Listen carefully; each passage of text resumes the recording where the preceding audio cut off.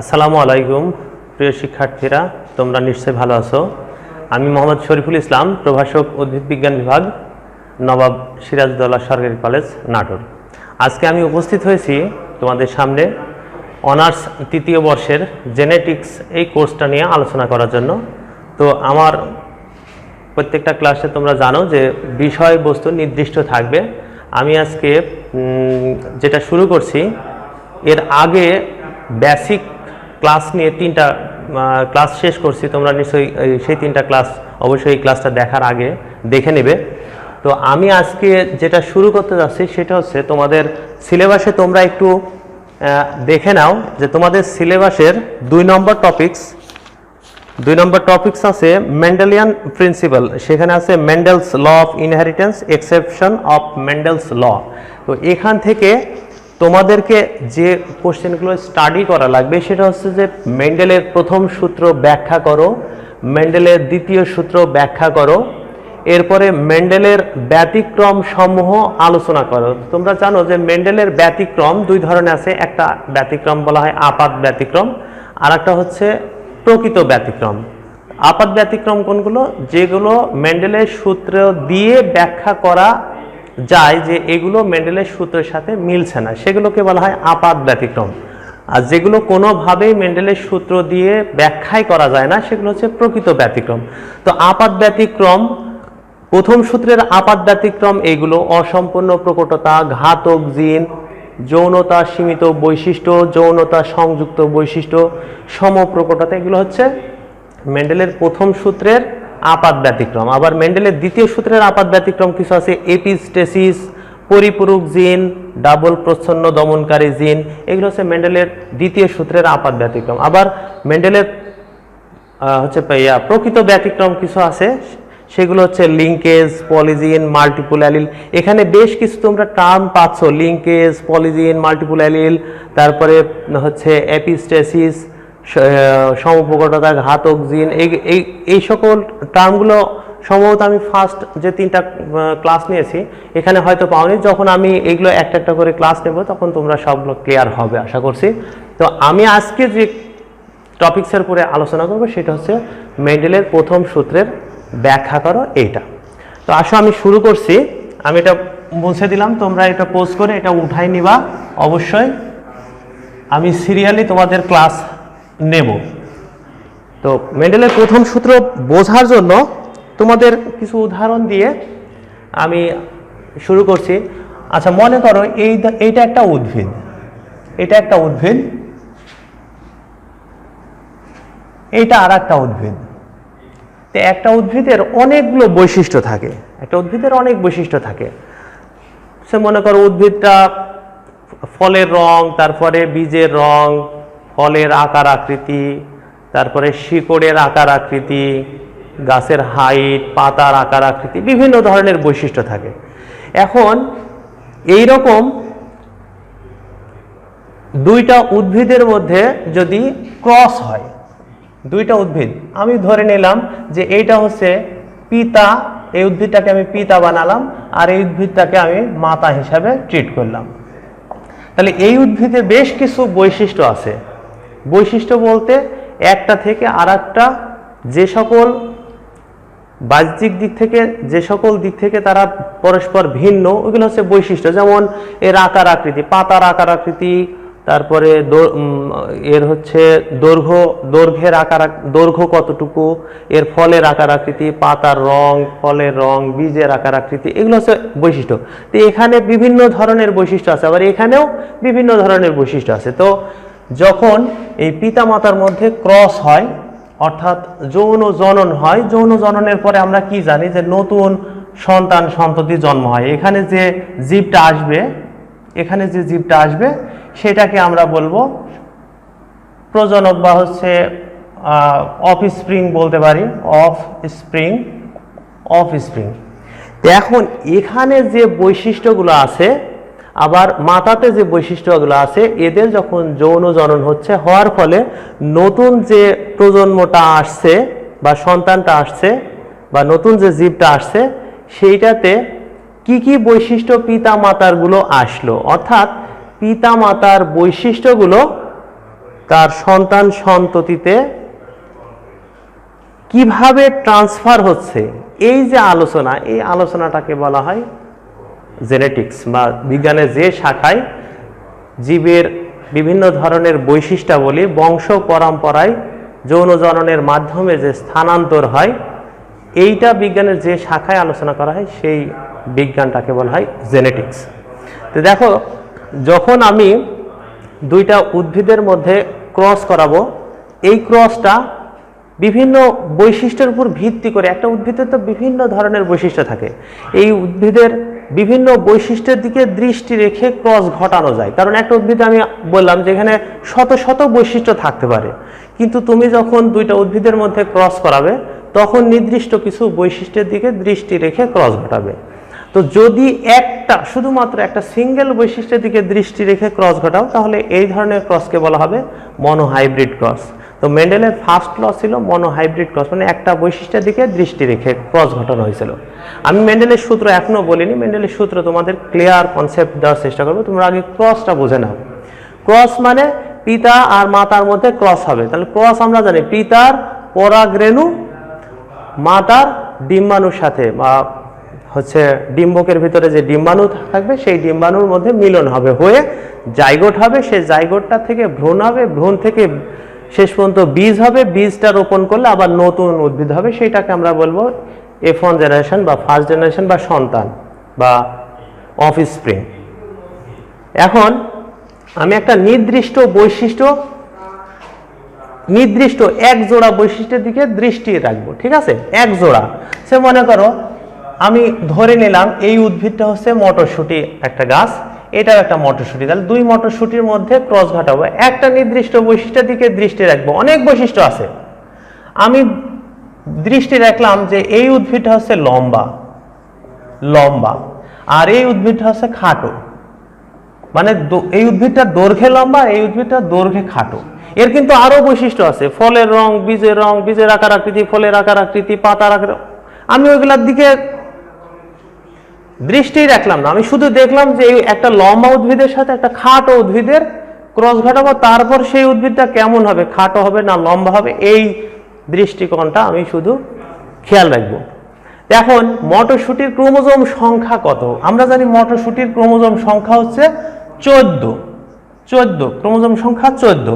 তাহলে আমরা জানি যে মেন্ডেল যেটা বলছে যে প্রত্যেকটা বৈশিষ্ট্য একটা ফ্যাক্টর দ্বারা নিয়ন্ত্রিত হয়, প্রত্যেকটা বৈশিষ্ট্য।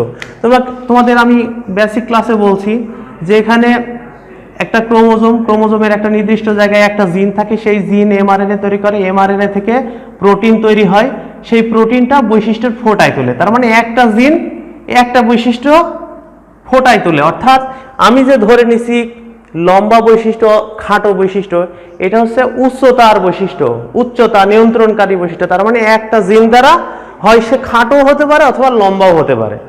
তাহলে আমি যদি ক্রোমোজোমের অবস্থাটা দেখি, তাহলে মটরশুঁটি গাছ এখানে 12টা ক্রোমোজোম প্লাস এক জোড়া হোমোলোগাসের একটা নির্দিষ্ট জায়গায় এই লম্বা বৈশিষ্ট্যকে নিয়ন্ত্রণ করার জন্য দায়ী যে জিন, সেই জিনটা এভাবে অবস্থান করছে। আর তোমরা জানো যে একটা বৈশিষ্ট্য প্রকাশ করতে হলে জিনগুলোকে জোড়ায় জোড়ায় থাকতে হবে, অর্থাৎ হোমোলোগের এই যে পাশাপাশি এইভাবে অবস্থান করতে হবে। তাহলে লম্বা গাছটার ক্রোমোজোমের অবস্থাটা এইরকম। আবার ঠিক সেম একইভাবে খাটো গাছের ক্রোমোজোমের অবস্থা 12টা ক্রোমোজোম প্লাস এইভাবে এখানে যে জিনটা, সেখানে জিনটা হচ্ছে খাটো জন্য, মনে করো এইরকম। এখন যখন এদের ভিতরে ক্রস হবে, তাহলে ক্রস মানে কি? এই উদ্ভিদ হচ্ছে তোমার উভলিঙ্গ ফুল, আবার এটা হচ্ছে উভলিঙ্গ ফুল। তা আমি এটাকে ইচ্ছা করে পিতা রাখছি আর এটাকে ইচ্ছা করে মাতা বানাইছি, অর্থাৎ এটাকে ইমাস্কুলেশন করা হয়েছে। এর স্ত্রী জননাঙ্গকে রেখে পুংজননাঙ্গটাকে কেটে ফেলা হয়েছে, যেন ওই একই ফুলের পুংকেশর দ্বারা স্ত্রীকেশর পরাগায়ন না ঘটে। এই জন্য এখানে ইমাস্কুলেশন করে স্ত্রী বানানো হয়েছে।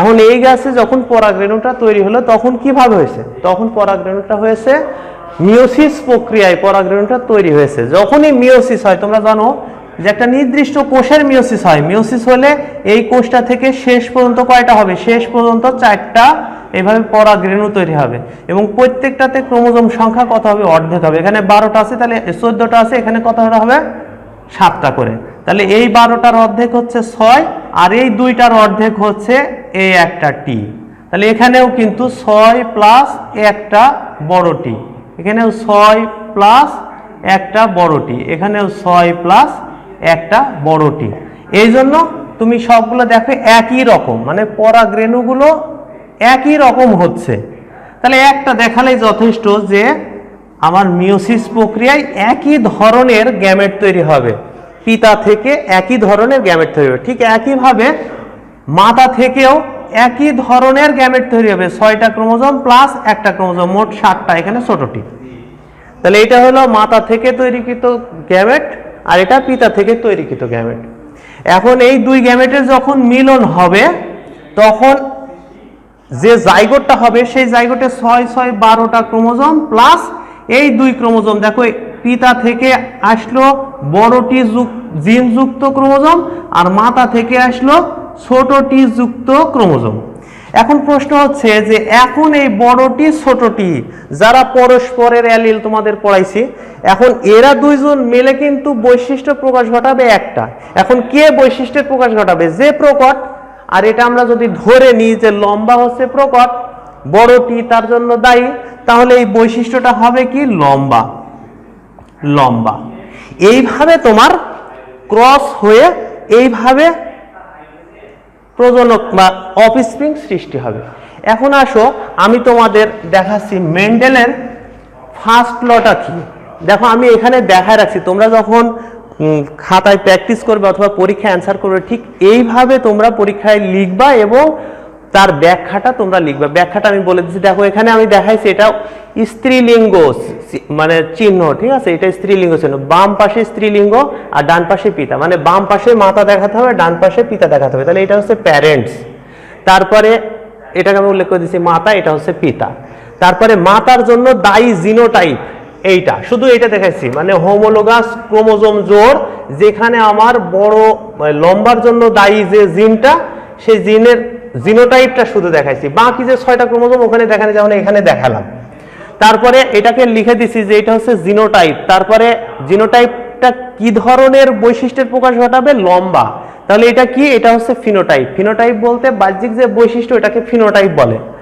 আর এই এখান থেকে যে গ্যামেটটা মিওসিস প্রক্রিয়া গ্যামেট তৈরি করবে দেখো একটা কোষ থেকে কিন্তু 4টা গ্যামেট মিওসিস প্রক্রিয়ায় 4টা গ্যামেট তৈরি হয় কিন্তু আমি এখানে দেখাচ্ছি একটা কেন কারণ 4টা একই রকম এইজন্য আমি শুধু একটা দেখালাম তাহলে এটাকে বলছি আমি গ্যামেট যখন এই দুই গ্যামেট মিলিত হবে তখন দেখো দুইটা মিলে বড়টি আর ছোটটি এইটা এই যে এই রকম এটা দুইটা মিলে এখানে এইভাবে F1 জেনারেশন বা তোমার অফস্প্রিং সৃষ্টি করলো বা নতুন প্রজন্ম সৃষ্টি করলো সন্তান সৃষ্টি হলো তাহলে এখানে জিনের অবস্থান বড়টি ছোটটি অর্থাৎ এই যে বড়টি ছোটটি এর সাথে কিন্তু আরো 14টা ক্রোমোজোম আছে আমি যদি মটরশুঁটি গাছের কথা চিন্তা করি তাহলে এখানে দেখো এইটা কি ধরনের বৈশিষ্ট্যের প্রকাশ ঘটাবে এটা সবগুলো লম্বা হবে কেন লম্বা হবে কারণ বড়টি ছোটটি এর উপরে প্রকট ঠিক আছে এখন কথা হচ্ছে মেন্ডেল কি বলছে মেন্ডেল বলছে যে সংকর জীবে এটাকে বলা হচ্ছে সংকর জীব কেন সংকর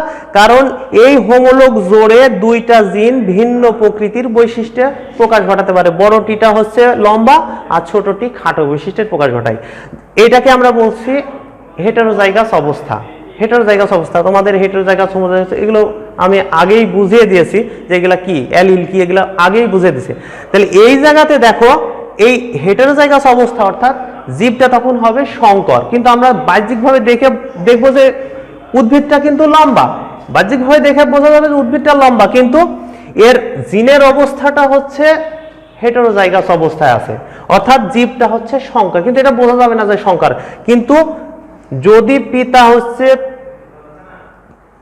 হোমোজাইগাস লম্বা হয় মাতা যদি হোমোজাইগাস খাটো হয় তাহলে F1 জেনারেশন হবে হেটেরোজাইগাস লম্বা ঠিক আছে এখন মেন্ডেল যেটা বলছে যে সংকর জীবে এই সংকর জীবে বিপরীত বৈশিষ্ট্যের জিনগুলো দেখো এটা হচ্ছে একই ধরনের বৈশিষ্ট্য অর্থাৎ উচ্চতা নিয়ন্ত্রণকারী বৈশিষ্ট্য উচ্চতা একটা লম্বা আর একটা খাটো তাহলে সংকর জীবে বিপরীত বৈশিষ্ট্যের দুইটা জিন পাশাপাশি অবস্থান করবে এবং প্রকট যে বৈশিষ্ট্য সেটার প্রকাশ ঘটাবে, ঠিক আছে।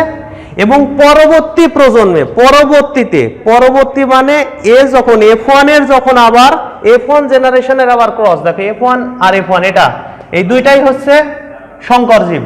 যখন এদের মধ্যে আবার ক্রস হবে, তখন এরা আবার যখন গ্যামেট সৃষ্টি করবে, তাহলে এখান থেকে যখন গ্যামেট হবে কয়টা হবে, একটা থেকে 4টাই হবে। কিন্তু 4টার মধ্যে দেখা যাবে যে এই দুই রকম ছাড়া হবে না। আমি এই জন্য 2টা দেখাইছি, 4টা কিন্তু দেখাইনি। আমি কিন্তু এখানে ইচ্ছা করলে এরকম দেখাতে পারতাম, এরকম 4টা দেখাতে পারতাম, কিন্তু দেখো 4টা 2 রকম, এই জন্য আমি শুধু 2টা দেখাইছি। তাহলে সংকর জীবে বিপরীত বৈশিষ্ট্যের জিনগুলো পাশাপাশি অবস্থান করছে এবং প্রকট বৈশিষ্ট্য প্রকাশিত হচ্ছে, এবং পরবর্তীতে যখন এরা গ্যামেট সৃষ্টি করবে তখন দেখো এই জোড়াটা ভেঙে যাবে, ভেঙে গিয়ে আলাদা আলাদা গ্যামেটে প্রবেশ করবে। এইটুকু হচ্ছে ফার্স্ট ল। যখন আলাদা গ্যামেটে প্রবেশ করবে এবং পরবর্তীতে যখন F2 জেনারেশন সৃষ্টি করবে, তখন সেই জেনারেশনে ফিনোটাইপ হবে লম্বা এবং খাটো এবং অনুপাত হবে 3:1। এটাই হচ্ছে মেন্ডেলের ফার্স্ট ল। তাহলে আমি যে কথাগুলো বললাম এটা হচ্ছে তার ব্যাখ্যা, আর এটা হচ্ছে তার চিত্র। মেন্ডেলের সূত্র জাস্ট এখান থেকে শুরু। তুমি কিন্তু আগে থেকেও বলতে পারো যে এক জোড়া বিপরীতধর্মী বৈশিষ্ট্য সম্পূর্ণ দুইটা জীবের মধ্যে, মানে এক জোড়া বিপরীতধর্মী দুইটা হোমোজাইগাস বৈশিষ্ট্য সম্পূর্ণ দুইটা পিতামাতার মধ্যে যদি ক্রস হয়, তাহলে প্রথম জেনারেশনে সংকর জীব সৃষ্টি হয়। এই সংকর জীবে বিপরীত বৈশিষ্ট্যের জিনগুলো পাশাপাশি অবস্থান করে, মিশ্রিত না হয়ে প্রকট বৈশিষ্ট্যগুলো প্রকাশিত হয়, এবং পরবর্তীতে যখন গ্যামেট সৃষ্টি করে তারা ভিন্ন ভিন্ন জিনগুলো জোড়া ভাঙে। এইটার যদি আমি অবস্থান দেখাই, এইটার যদি ক্রোমোজোমের অবস্থান দেখাই, তাহলে মটরশুঁটি গাছ যদি হয় তাহলে কিন্তু এরকম হবে 12 প্লাস এরকম হোমোলোগাস জোড়। তাহলে এখানে হবে বড়টি, এটা হবে ছোটটি। দেখো এই জায়গা থেকে যখন এইরকম গ্যামেট সৃষ্টি করলো, এরকম গ্যামেট, তখন কেমন হবে, এরকম 4টা কিন্তু গ্যামেট সৃষ্টি করার কথা, এরকম 4টা। এখানে হবে 6টা প্লাস একটা বড়টি, এখানে 6টা প্লাস একটা বড়টি, এখানে 6টা প্লাস একটা ছোটটি, এখানে 6টা প্লাস একটা ছোটটি। তাহলে এখানে জোড়া হয়েছিল, একই কোষের ভেতরে জোড়া বেঁধেছিল এই হোমোলগ ক্রোমোজোম, কিন্তু যখনই গ্যামেট সৃষ্টি করতে গেল তখন এই জোড়াটা ভেঙে দেখো আলাদা আলাদা গ্যামেটে প্রবেশ করলো, এই দুইটা জিন আলাদা আলাদা গ্যামেটে চলে গেল। মেন্ডেল এটাই বলছে যে সংকর জীবে বিপরীত বৈশিষ্ট্যের ফ্যাক্টর বা জিনগুলো পাশাপাশি মিশ্রিত না হয়ে অবস্থান করে, প্রকট বৈশিষ্ট্যগুলো প্রকাশিত হয়, এবং পরবর্তীতে যখন গ্যামেট সৃষ্টি করে তখন জিনগুলো জোড়া ভাঙে এবং ভেঙে ভিন্ন ভিন্ন গ্যামেটে প্রবেশ করে। তারপরে যখন F2 জেনারেশন দেখা যায় তখন সেখানে ফিনোটাইপ হয় লম্বা এবং খাটো, এবং তাদের অনুপাত হয় 3:1। ধন্যবাদ তোমাদেরকে। পরবর্তী ক্লাস আমি মেন্ডেলের দ্বিতীয় সূত্র নিয়ে আলোচনা করব।